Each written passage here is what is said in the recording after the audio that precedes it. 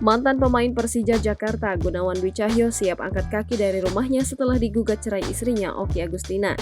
Sikap ini diambil oleh Gunawan Dwi Cahyo setelah adanya keretakan dalam rumah tangganya.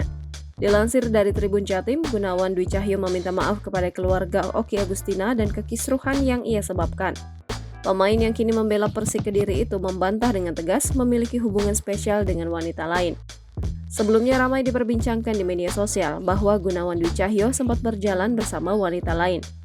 Belum diketahui siapa sosok wanita yang sempat berjalan bersama dengan ex pemain Bali United itu. Saya cukup untuk sampai saat ini saja, jadi ini ingin udahan gitu saja, kata Gunawan Dwi Cahyo. Saya juga meminta maaf sama keluarga yang bersangkutan karena semua ini kesalahan saya, lanjutnya. Gunawan Dwi Cahyo mengakui bahwa rumah tangganya dengan mantan istri Pasha Ungu itu sudah bermasalah sejak lama. Ia pun siap angkat kaki dari rumahnya itu. Saya bisa jalan sama orang dan saya membuka pertemanan sama orang karena emang ada masalah sebelumnya yang saya hadapi selama ini. Sebelum ada masalah ini, mungkin banyak masalah yang pernah saya hadapi.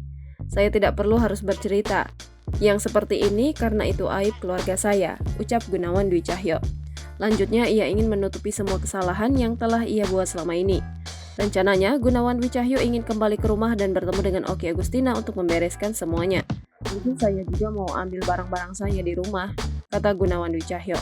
Seperti diketahui, Gunawan Dwi Cahyo dan Okky Agustina resmi menikah pada 13 Juli 2012.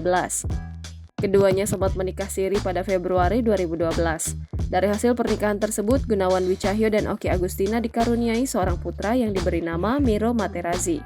Miro Materazzi lahir pada Februari 2014. Download Tribun X sekarang, menghadirkan lokal menjadi Indonesia.